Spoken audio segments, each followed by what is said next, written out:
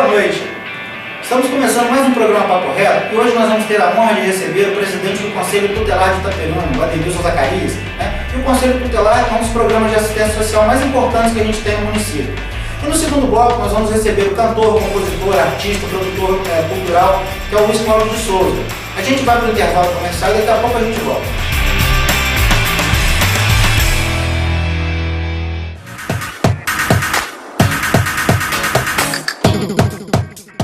Digimax, um novo conceito em tecnologia, com preço justo. Venha conferir as novidades tecnológicas que acabaram de chegar. Celulares, câmera digital, pendrive, tablet e toda a linha fotográfica profissional. 3824-4543. Digimax.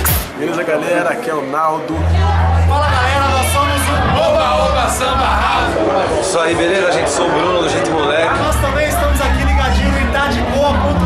Valeu, Fred, toda a galera aí, um abraço. Tá de boa? Tá aqui.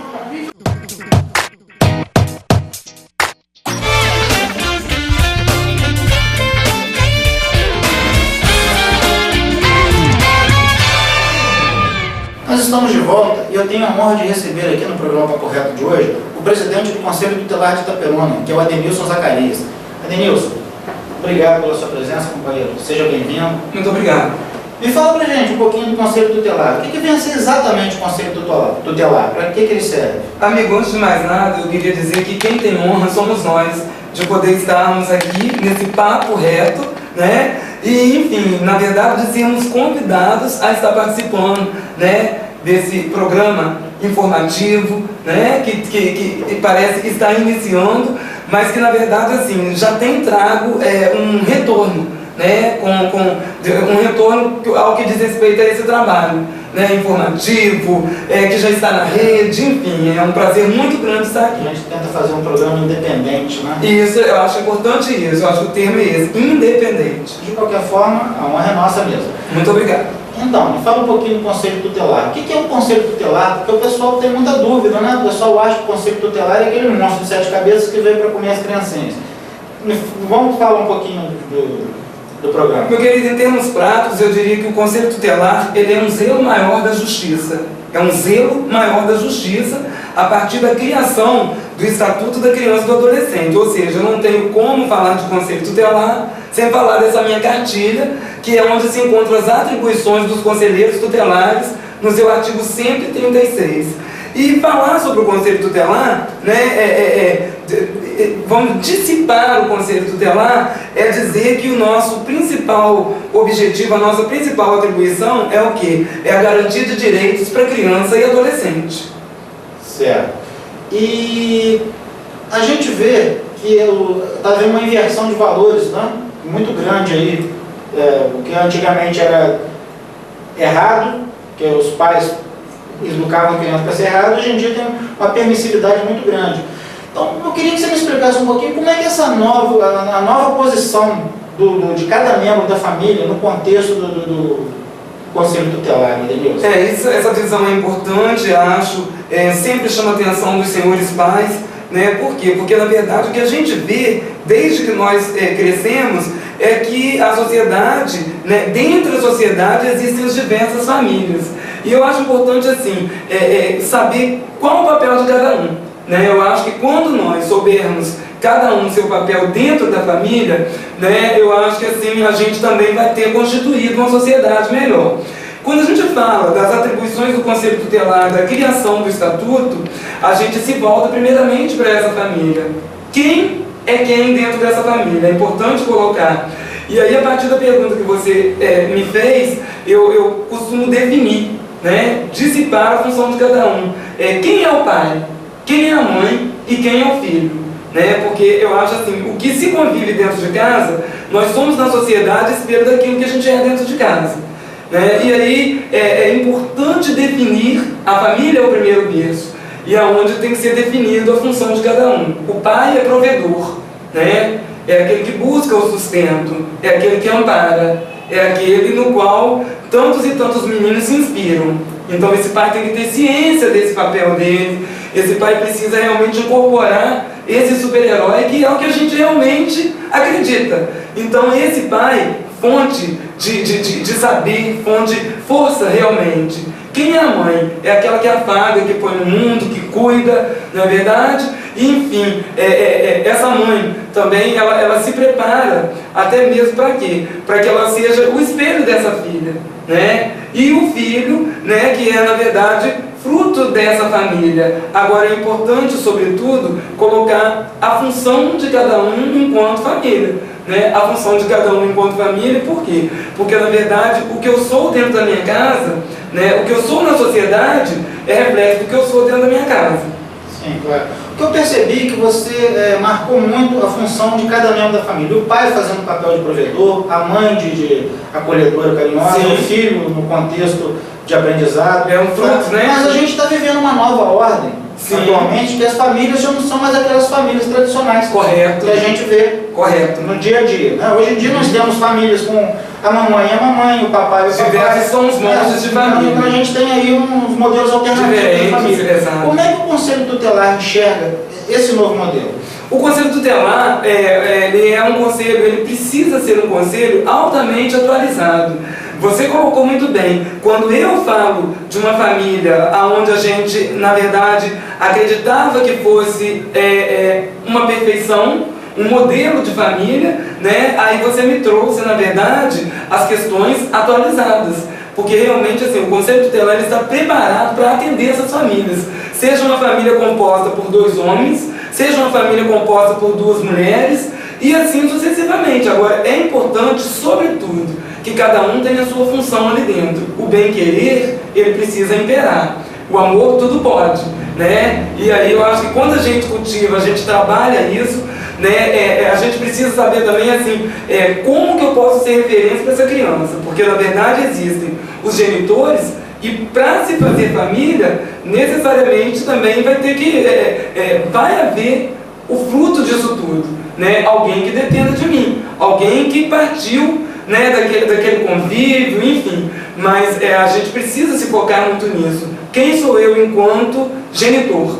Entendeu? Mas, respondendo melhor a sua pergunta, o Conselho Tutelar ele está assim, ele está preparado, ele está adequado para receber esses diversos moldes de família, para atender essa família e fazer, se necessário, os devidos encaminhamentos como uma das atribuições do Conselho Tutelar. Certo.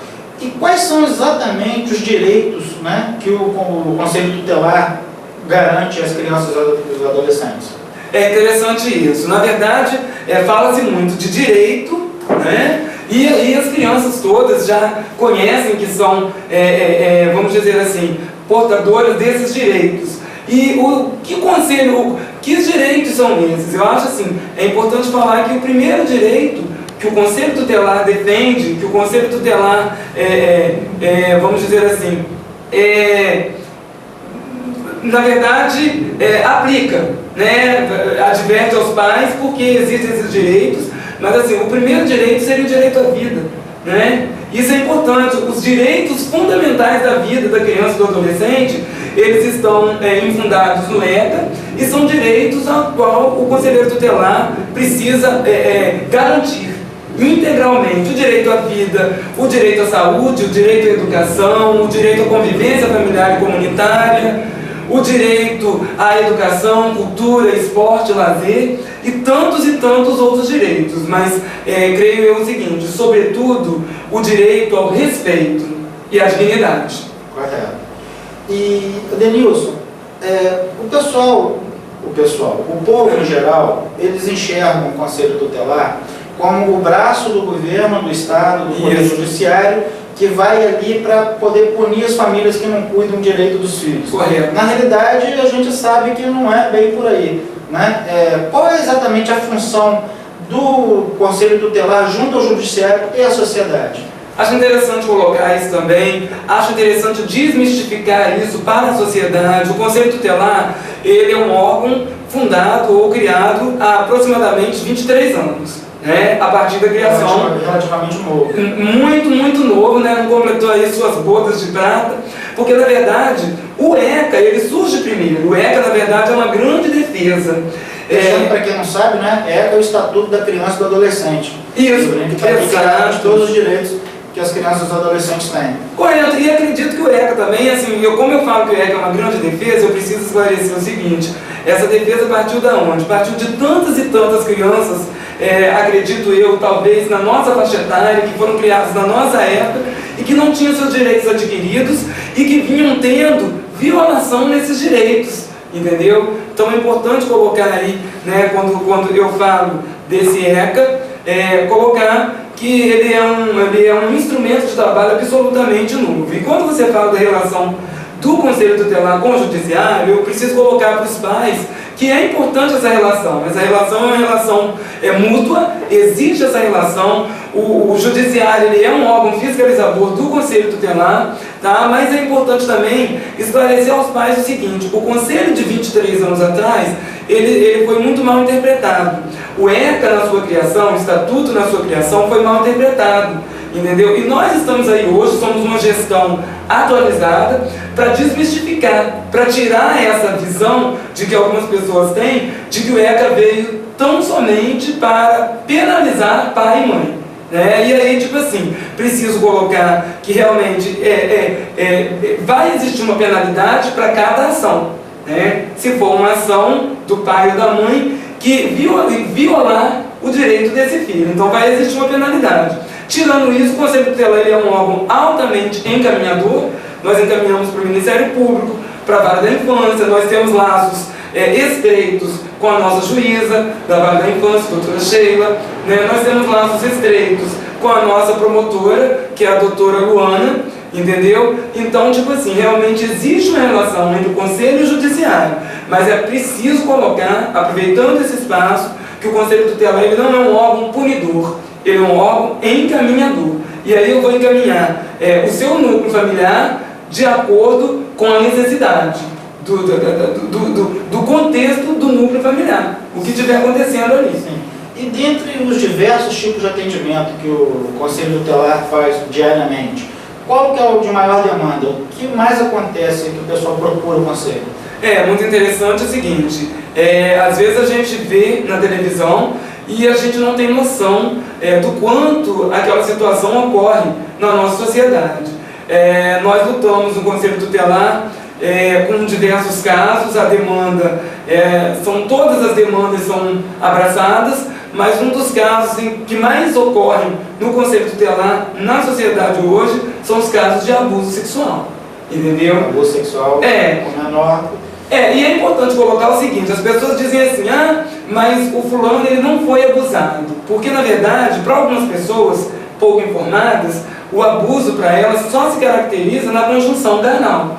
E nós que estudamos, que estamos atualizados, que estamos vivendo, né, esse cenário, exatamente. Então nós sabemos que hoje o abuso sexual ele não se caracteriza somente pela conjunção carnal, mas a intenção do abuso já é o abuso em si. Ou seja, carícias impróprias. Com certeza, atos libidinosos, entendeu? Molestações, entendeu? E penso o seguinte, ainda que não haja um contato, mas assim, a forma de olhar já pode ser vista até porque, você me desculpe interromper, sim, mas até porque conjunção carnal com uma criança já não é nem conjunção carnal, já passa a ser estupro. Exatamente, exatamente. E o abuso sexual, na verdade, eu acho que ele está assim, muito mais voltado para a intenção, para uma intenção que seja assim, libidinosa. Se chegou às vias de fatos, estupro. Mas acho assim, eu costumo classificar, né, que o abuso sexual, na verdade, ele é a primeira violência, né? Eu olho para você e você conhece a minha intenção. Então isso aí já caracteriza o abuso sexual, que precisa ser estudado, que precisa ser avaliado e, sobretudo, o meu cliente, que é aquela criança, precisa, vamos dizer assim, ser encaminhada de acordo com essa necessidade. Certo. Então quer dizer que o abuso sexual ele está assim, em maior quantidade do que os próprios maus tratos e negligência? Naturalmente, na verdade até precisa se estudar, né? Acredito aí muito no trabalho dos psicólogos para buscar entender essa sociedade, né? Talvez tão carente a ponto de que uma prática como o abuso sexual possa estar, de certa forma, alastrada na nossa sociedade. É um cenário triste. O abuso sexual ele é uma história, né, eu acredito que sejam assim, se eu for abusado sexualmente, a criança, vamos dizer assim, se ela for abusada sexualmente hoje, com certeza ela vai reviver os flashes daqui a 80 anos. É uma prática que eu penso assim, realmente, vamos dizer assim, grotesca, né? É uma prática animal. Mas infelizmente, com essa realidade que nós, os conselheiros tutelares, temos tido que viver na sociedade. Tá certo. A gente vai continuar falando sobre o Conselho Tutelar. Claro, tá bom. Comerciais, daqui a pouco a gente volta. O papo é reto.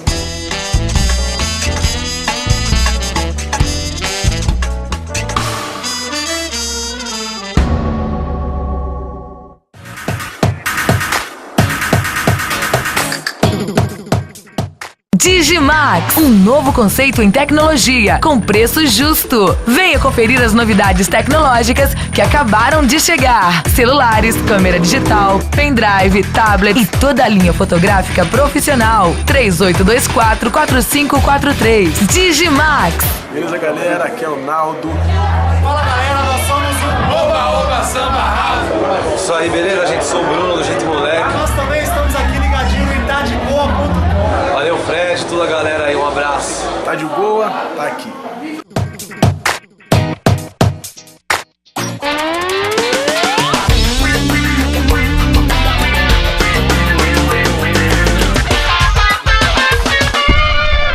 E o programa Papo Reto está de volta e nós vamos continuar conversando sobre o Conselho Tutelar com a Adenilson, que é o presidente. Adenilson, a gente só comentou, atenção, sobre a procura da população pelo apoio do Conselho Tutelar. Mas o Conselho Tutelar, quando que ele age? Né? Em que momento que ele sai Da sede. Da sede e vai à sociedade? E até onde ele pode agir? Tem autonomia para fazer exatamente o quê? Na verdade, assim, é muito bom colocar que o Conselho Tutelar ele precisa ir às ruas, né? E hoje eu faço parte de uma gestão, né? Estou no mandato, meu segundo mandato, né? Que vai realmente à rua, porque é muito fácil você ficar sentado atrás de uma mesa recebendo as demandas, né? Mas não é isso que o povo espera, e não é isso que a gente quer de um conselho atuante. Então nós vamos à rua sim, nós averiguamos as denúncias, porque diariamente chegam-se um volume muito grande de denúncias, aonde é necessário que o conselheiro vá ver por si. É importante colocar que o conselheiro, para ser conselheiro, o indivíduo ele precisa ser reconhecido de idoneidade moral. Por quê? Porque nós somos os olhos de uma juíza. Então, tipo assim, eu não posso ser um conselheiro tutelar se realmente, no transcorrer da minha vida, eu tive um currículo que não me faz, né, que não me faz a altura de um representante do judiciário. Uma idoneidade moral suficiente para um cargo dessa importância. Naturalmente. Por quê? Porque, na verdade, nós somos garantidores de direitos. Então, acho importante colocar isso, né? Nós somos reconhecidos dessa idoneidade e que nós vamos à rua, sim, para poder colocar a cara reta, para poder ver quais são as condições de uma denúncia que nos foi feita. Se a criança se encontra ou não com hematoma, se a criança se encontra ou não negligenciada pelos seus genitores, enfim. Esse é o trabalho do Conselho Tutelar. Mas aí nós voltamos à questão da denúncia, né? Mas a pergunta foi exatamente a seguinte, né? E sem ser com denúncia, né? O Conselho Tutelar tem essa autonomia de agir, né? Sem precisar de que a sociedade acione o Estado? Com certeza, o Conselho Tutelar é um órgão autônomo, vamos dizer assim, mas e a partir daí, nós temos assim, dentro das nossas Deixa eu só completar minha pergunta, desculpa. E até como uma forma também de mostrar que o Conselho Tutelar não é só o órgão punidor, mas também o órgão educador. Exatamente. Porque leva informação para a sociedade. Exatamente, até porque nós somos garantidores de direitos. Exatamente. Vocês têm assim, algum projeto fora da sede que leve para a população em geral os conceitos do Conselho Tutelar? Sim, na verdade esse atendimento, amigo, ele é feito todos os dias quando, por exemplo, um dos conselheiros vai a uma escola e pode palestrar, você entendeu? No sentido de estar preparando o adolescente para a postura que ele deve assumir dentro da unidade escolar. Né? O outro conselheiro vai, por exemplo, a uma igreja para poder falar à congregação, falar aos irmãos do trabalho do Conselho Tutelar, dissipando cada movimento da sociedade, porque na verdade assim, é importante colocar que o Conselho Tutelar ele abraça tantas e tantas demandas, né, e nós então fazemos sim esse trabalho. Nós temos também um trabalho que vale a pena ressaltar, um projeto chamado Alô Alô Paz, né, um projeto forte, onde os conselheiros vão às escolas e a gente leva semanalmente uma autoridade, seja o juiz, seja o promotor, seja o defensor público, seja o secretário das diversas secretarias do poder público. Então tudo isso é um trabalho feito pelo Conselho Tutelar, que não é só um órgão, né, punidor. Não tem que ser visto como um órgão punidor, até porque não é. É um órgão encaminhador. Nós somos, assim, garantidores de direito. E, como tal, nós não podemos ficar presos a uma cadeira. Nós temos que ir à sociedade. E é muito bom fazer esse trabalho.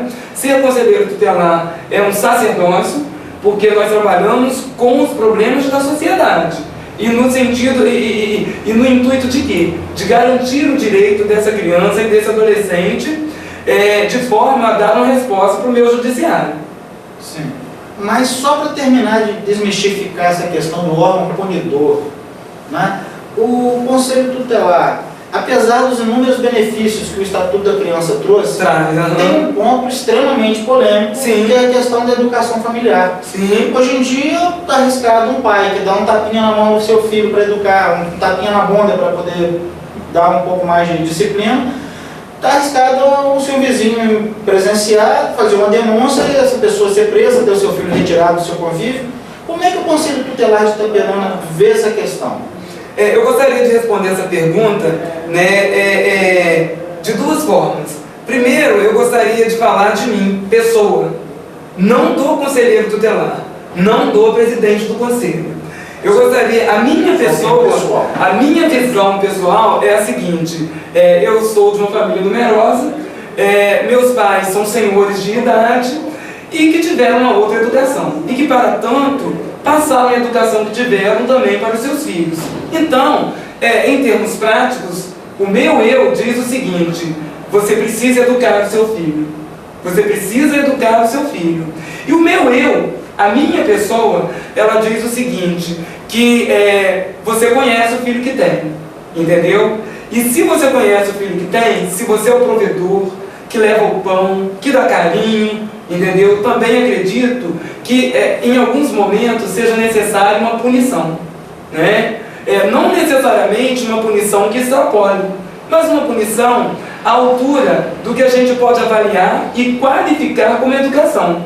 E na minha forma pessoal de ver, essa questão do tapinha na mão não colou. Não colou. Eu sou absolutamente a minha pessoa. Absolutamente. Então você acredita que nesse ponto o Estatuto da Criança ele fez um desserviço para a educação familiar? Eu pessoa, vejo dessa forma, né? Na verdade, eu não preciso nem colocar que ele tenha feito um desserviço, mas eu acredito que ele tenha pecado por excesso. Seria assim uma forma muito mais elegante, se tratando de um estatuto. Pecou por excesso e foi mal interpretado, entendeu? Ou se não pecou por excesso, as gestões de conselheiros tutelares que passaram desde a criação do estatuto, talvez ela sim tenha pecado por excesso, levando a sociedade uma outra interpretação dessa lei. Não existe no ECA, é importante colocar, nenhum artigo que diga da impossibilidade de corrigir o seu filho com a palmada ou um tapinha na mão. Também precisa esclarecer o seguinte, na verdade, essa lei da palmada, me parece que ainda, na verdade, não é lei, é um projeto de lei que ainda não foi, vamos dizer assim, aprovado. E agora eu posso falar do conselheiro tutelar, né? Eu já dei a minha opinião como pessoa, o que eu penso e o que eu acho. Eu apanhei e sobrevivi. Eu apanhei e me sinto um homem altamente educado, preparado para a vida. Então, o caminho pelo qual eu percorri valeu a pena. Mas até porque também meus pais não eram algozes. Eram senhores de pouca cultura que acreditavam naquela educação, que aplicaram e que felizmente deu certo. Agora, o conselheiro tutelar, eu digo o seguinte, por que bater? Por que bater? Por que bater para espancar, na verdade? Existe uma diferença. Existe isso. Uma correção e um espancamento. E como conselheiro tutelar, a gente está sempre tentando esclarecer, fazer essa diferença entre bater para educar e bater para maltratar. Muitas vezes eu já fui abordado por uma criança que dizia assim, corre lá em casa que meu pai me bateu. Agora eu pergunto para você o seguinte, eu sou conselheiro, eu não sou pai, eu aplico medidas.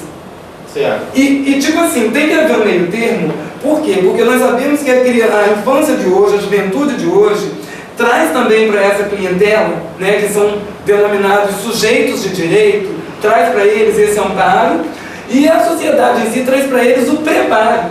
Então, é muito comum que você encontre crianças ou adolescentes que simulem situações, né? Então a gente tem que ter um meio termo. Eu jamais chamo a atenção de um pai diante do seu filho, porque eu acho que aí eu estou contribuindo para a quebra dessa autonomia. Eu sou do tipo que pensa o seguinte, pai é pai, mãe é mãe, e filho é filho. Então eu não posso tirar essa autonomia do pai e da mãe de educar os seus filhos. Se houver um maltrato, fica caracterizado, fica visível, e pela lei eu sou obrigado a atuar com mãos de ferro, né? Mas, por exemplo, tudo dentro da legalidade. Eu não posso, eu não devo abordar um pai ou uma mãe de forma a tirar deles a autoridade, a autonomia que eles têm sobre esse filho. Então acho que o que fica muito claro aí, né, é o seguinte, enquanto conselheiro, né, a gente precisa diferenciar, né, o que é educar e o que é maltratar. Nós precisamos ter a ética e o bom senso para olharmos para aquele núcleo familiar, porque às vezes por uma simples questão, o pai tentou de uma forma e não deu certo, e às vezes numa abordagem você já realmente detona, você pode, vamos dizer assim, quebrar ali, né, realmente aquele convívio do ambiente onde vive aquele núcleo familiar. É preciso ter essa separação. Eu acho que a gente precisa buscar sabedoria para poder dissipar, separar, entendeu? Se tem maltrato, tem que ter lei para isso, porque eu acho que nenhuma criança precisa ser amada. Nenhuma criança, a criança não pede para nascer, e nenhuma criança precisa estar sendo maltratada, precisa estar sendo violentada, precisa estar sendo abusada, né? Ou ainda tem essa questão do trabalho infantil, do trabalho escravo. Isso aí, toda essa prática define-se como violação dos direitos da criança e do adolescente. Em contrapartida, a criança precisa ser educada. E aí eu acho que compete a cada pai e cada mãe a forma que vai aplicar essa educação. Com certeza. Eu acho que para cada ação tem uma reação. Para cada ato tem uma consequência, e aí vai do pai, né, saber a medida. Eu acho que é a medida certa. O papo reto é a medida certa. Tá certo. Tá certo, Adenilson. É isso aí, meu companheiro. Obrigado pela grande explicação que você deu sobre o conceito tutelar, para desmistificar um pouco sobre o que é as reais atribuições do conselho, né? Daqui a pouco nós estamos de volta.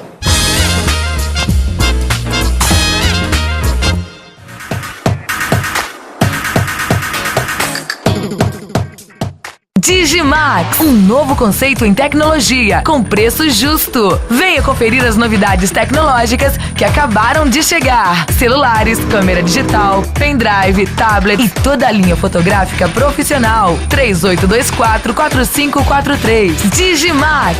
Beleza, galera? Aqui é o Naldo.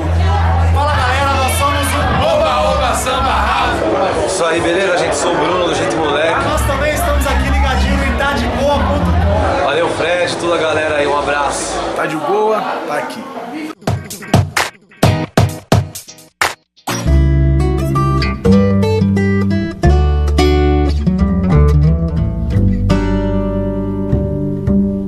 E o programa Papo Reto está de volta, e eu tenho a honra de receber agora no terceiro bloco nosso cantor, compositor, produtor artístico, cultural, Luiz Cláudio. Luiz Cláudio, grande professor, tudo bom? Não, fala pra gente. Boa noite. Quem é o Luiz Cláudio? Rapaz, Luiz Cláudio é um músico profissional desde os 14 anos. E o meu trabalho que eu faço com música me fez eu ser o homem que eu sou hoje, me fez eu conhecer o Brasil, me fez conhecer pessoas, tudo através da música. Certo. E como é que a música entrou na sua vida, Luiz Cláudio? Eu conheço você já há bastante tempo, mas quando eu te conheci, você já mexeu com música há bastante tempo. Então, como eu falei anteriormente, que eu comecei muito jovem a aprender música. Meus pais, na minha época, eu era adolescente, tinha uns 12 anos, gostavam muito de música. Meu pai era um amante da música, gostava muito de cantar. E aí resolveram... Seu pai cantava profissionalmente? Não profissionalmente, mas gostava de cantar nos bares assim, não tinha música ao vivo em bar. Mas seresta, aquela seresta que faziam antigamente. E meu pai era adorado, assim, amava a música. Então, a música na minha geração era muito marginalizada, certo? A pessoa que vivia de música, ou que trabalhava música, ou que estudava música, era vagabundo, era marginal, era maconheiro, era não sei o quê, tudo. Era isso que eu ia te perguntar, se você teve assim, alguma dificuldade no começo de carreira, Então, justamente por causa dessa marginalização, né, que eu cheguei a pegar esse finalzinho dessa eu época. começava a estudar música, meus pais me colocaram para estudar piano. Eu tinha uma vizinha, na General Osório, professora Sônia, que estudava, ela dava aula de piano em casa, particular, na casa dela. E eu comecei a estudar piano, estudei 4 anos de piano, mas não me adaptei com o piano. Não era o meu instrumento. Aí resolvi, eu não me lembro se foi aniversário ou Natal, que eu pedi de presente de Natal ou aniversário, um violão. Foi quando, graças a Deus, por a música viver na marginalidade naquela década, na época de 70, 80, mais 70, então os pais apoiarem os filhos a estudar música era uma coisa meio complicada, né? Mas aí meus pais apoiaram, eu estudei, entrei numa escola de violão, e rapidamente comecei profissionalmente a trabalhar com outras pessoas mais velhas e trabalhar profissionalmente. E quem dava aula de violão naquela época? Porque nós temos uma segunda geração de professores que a gente pegou. Não, a minha época, essa professora já faleceu, ela chamava professora Cecília, era uma senhora, e ali eu fui aprender violão popular, e aí com outros amigos mais velhos do que eu, que eram vizinhos também, que moravam aqui na mesma rua, que eles já tinham bandas, e eu olhava aquilo e fui gostando, e fui aprendendo, e comecei, o meu primeiro cachê profissional eu tinha uns 14 anos de idade. E aonde foi que você tocou a primeira vez? A primeira vez era uma casa noturna aqui em Itapirona, que chamava Churrascolândia. Churrascolândia? Onde? Perto da cooperativa? Perto da cooperativa, isso. Hoje a Fiat ali, né? Isso. Exatamente. Então, você imagina, um adolescente com 14 anos, era complicado tocar na noite. Primeiro porque sua sorte não existia o conselho tutelar na época. Não existia, mas existia o juizado menor, e a gente tinha que ter autorização para tal, né? Então, cada show era uma autorização independente. Se eu fosse tocar em Pádua, eu tinha que levar uma autorização. Aconteceu até uma coisa muito curiosa e assim, ao mesmo tempo, por ser de menor, eu não tinha passado por aquilo. Fazendo um show em Pádua com um grupo que a gente trabalhava lá, chegou o juizado de menor no meio do show e viu que tinha, não somente eu, mas tinha mais uns 2 na banda que eram de menores. Eles quiseram parar o show e terminar e levar a gente para a delegacia para resolver, porque os caras estavam com gente de menor, só que a casa tinha muita gente onde estava tocando, e aí houve uma conversação entre o dono da casa, do clube, porque naquela época não era bar, era clube. Sim. Né? bares veio depois. Eu lembro. Antigamente a gente tocava em clubes. Eu lembro muito das festas de final de semana que tinham uns clubes. Exatamente. Brincadeiras que tinham lá no meio de tarde. Isso. Né? Boa época, saudade. Hoje em dia a gente não tem mais essa agitação cultural que tinha nos clubes de Itaperuna antigamente. Hoje em dia a diversão, aliás, de uma certa forma até é uma coisa muito salutar, muito saudável, porque a cultura ela espalhou, ela diversificou, ela popularizou. Né? E durante o trabalho da noite, assim, nos casos, quem está na noite, eu também trabalho na noite, eu fotografo festas, eventos, a gente vê muitas situações engraçadas, inusitadas, até bizarras, esquisitas. O que já aconteceu de mais estranho com você? Assim, tocando. Olha, estranho. Vou pegar uma aqui que essa que eu vou contar aconteceu de várias formas. Com uísque, com chopp, com vinho, mas tocando numa casa noturna, no palco, me chegar um cliente, uma pessoa que está assistindo ao show, por trás, com um copo de uísque, eu tocando violão, baixinho e tal, o cara vem, pendura no seu ombro, já muito louco, e derruba o copo de uísque com gelo para cima de mim, do instrumento todo, você tocando, né? Isso foi uma maravilha, foi uma beleza, eu tive que parar, lavar o violão, coisa e tal. E questão assim, engraçada, o que você achou que aconteceu de mais engraçado, mais inusitado, assim, nesse período que você tocava na noite? Engraçado e ao mesmo tempo apavorante. Por quê? A gente estava tocando no Nashville, era uma casa noturna que tinha aqui no bairro Niterói, e essa casa era uma boate que tinha uma entrada só, eu me lembro disso, era uma porta muito estreita, e lotava aquilo, toda vez que tinha música ao vivo, aquilo ficava muito cheio. E aí o que aconteceu? No meio de um show, a gente tocando, a casa lotada, um cara entra dentro do bar, que descobriu que a mulher dele tinha traído, e ele entrou dentro do bar procurando a mulher e dando tiro à revelia dentro de uma casa que tinha para mais de 200 pessoas. Aí você imagina, a gente em cima de um palco, né, mais elevado do que o piso normal, exposto, e tiro por todo lado. O que aconteceu? Deixou o instrumento e todo mundo caindo para trás das caixas de som, se deitando no palco, no chão, e gente gritando, e gente derrubando mesa para esconder atrás de mesa. Eu lembro dessa noite, foi a última noite do Nashville. Foi o fechamento foi a noite da que fechou. Que foi uma casa noturna muito boa, que hoje não era extremamente bem frequentada, tinha uma música maravilhosa, a escolha dos músicos sempre foi muito boa. Né? Pena que aconteceu esse episódio que veio a fechar a casa. Houve esse episódio e foi assim, engraçado pela situação, porque a gente caiu no chão, todo mundo, aquele povaréu todo gritando, uns deitando no chão e o cara dando tiro. E o cara achou a mulher? Achou nada. Está procurando até hoje. Mulher está procurando ela até hoje. Tá certo.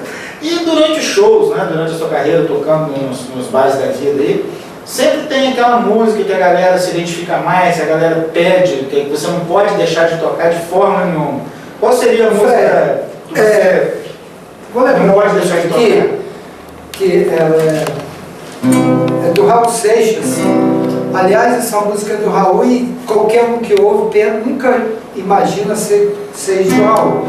Mas era uma música que tinha um refrão que a gente encarava muito nos barzinhos, a moçada que frequenta os bares, né, com música ao vivo, sempre me pedia porque a gente encarnava um garçom que nos atendia na mesa. Era uma brincadeira e brincava um com o outro. O refrão dela fala assim: planto no capim Guiné, eu tô virada no diabo, eu tô retada com você, tá vendo tudo e fica aí parado, essa cara de viado que viu caixinha. Planto no capim Guiné, eu tô virada no diabo, eu tô retada com você, tá vendo tudo e fica aí parada com essa cara de viado que viu caixinha. Você cantava olhando pra cara do garçom, né? Cara, então, Aí isso aí era uma comédia, bicho, porque às vezes batia 100 pessoas, os garçons, quando ia puxar a música, eles já. Porque eles sabiam que a galera ia encarnar eles, era sacanagem pra eles. Mas essa foi uma música muito pedida na época. É pedida até hoje. Luiz Cláudio, e como é que você fez a transição do Luiz Cláudio músico de bar para animação cultural? São formas de arte, né? Mas formas de arte totalmente diferentes. Como é que você fez essa mudança? Assim que eu vim de São Paulo para o Rio, para Itaperuna, para o estado do Rio, havia a implantação dos CIEPs dentro do estado, que era o governo do Leonel Brizola, Darcy Ribeiro como pai da educação no estado na época. Grande educador. Muitíssimo inteligente, um cara com uma mente adiante de muita gente. Então eles estavam recrutando artistas da música, do teatro, da dança, das artes plásticas, para fazer parte desse projeto, dessa escola modelo. Então nós fomos ao Rio e tal, fomos contratados, e desde então eu trabalho, já passei por várias escolas, agora estou atualmente no Colégio 10 de Maio com um projeto que chama Vamos Bater Corda. Esse projeto Vamos Bater Corda, eu já tenho dentro do Colégio 10 de Maio há 9 anos. Esse projeto, ele ensina ao aluno da escola pública instrumento de corda. Ele tem aula prática e teórica, basicamente o violão. Então eu tenho esse projeto que eu atendo a 60, 70 alunos anualmente, e disso aí 50% deles vão à frente, estão tocando nas igrejas, ou toca, faz um luau, no recreio, a gente tem um recreio musical que eu levo um artista já está da cidade. Tenho 9 anos esse projeto. E esse projeto, ele é para a rede pública em geral ou somente para a rede estadual? Ele é para a rede estadual. Por quê? Porque o colégio onde eu trabalho, ele tem uma demanda muito grande de alunos. Então, como é um projeto que eu tenho que ter um número certo de pessoas para participar do curso, eu não tenho como atender a demanda dentro do colégio, absorve a quantidade de vaga que existe no curso. Certo. Eu já abri outras épocas, outras oportunidades, já abri para aluno de escola pública de outra escola, municipal, estadual, não importa. Né? Mas o que acontece é que eu tenho que dar prioridade à escola que eu trabalho, que é o Colégio Estadual 10 de Maio. E aí a demanda, ela me toma a quantidade de vagas. Então ela é restrita ao Colégio 10 de Maio, sim. Correto. Luiz Cláudio, você é um dos caras mais criativos que eu conheço em termos de produção cultural, musical. Você sempre foi muito inquieto, você sempre esteve à frente de alguma coisa. Eu mesmo participei de vários festivais de música que você participou, que você organizou, né? Cheguei inclusive a receber troféu no segundo lugar.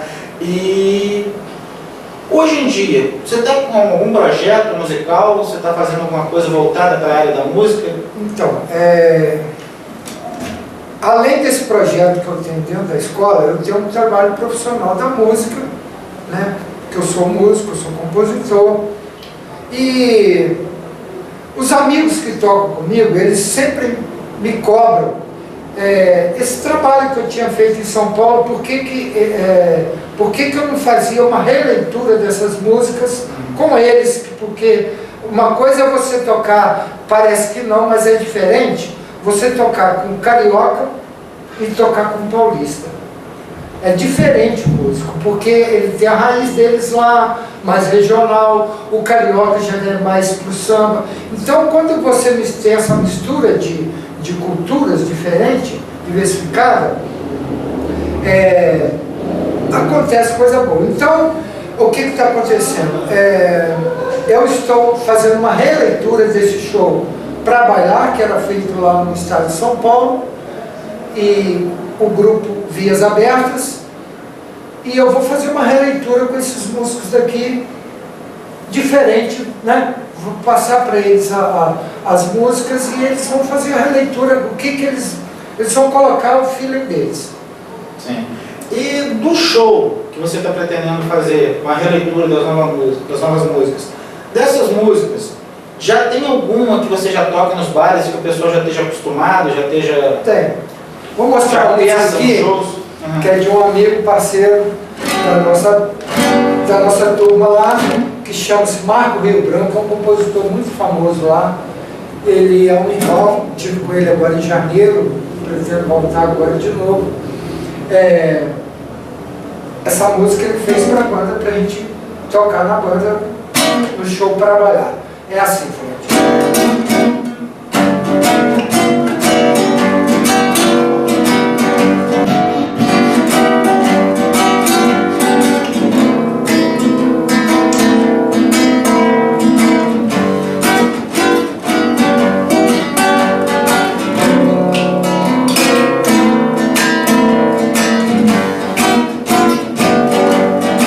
Me dê um beijo de gamba, me dê um abraço de tamanduá. Só não se esqueça da rosa amarela do Maracá, que hoje o dia amanheceu lindo, cor de maravilha, e os nossos olhos também brilham da cor da casca do ingá, e os nossos olhos também brilham da cor da casca do ingá. Ah, moleque! Luiz Cláudio, então, para a gente terminar o programa, eu vou pedir que você toque mais uma música do repertório do show que você vai apresentar. O programa Papo Reto volta na semana que vem com muito mais atrações. Até lá! Príncipe prazer que eu quero ter um lance com você, papados, cambalachas, camaradas, pensar em trover. Papados, cambalachas, camaradas, pensar em trover. Banda da lua, mantas asturias, segura a mão de Deus e vai tira o carnaval. Oh, média luna, o que se faz desse olhar? Mil aventuras, papados, cambalachas, camaradas, pensando bem.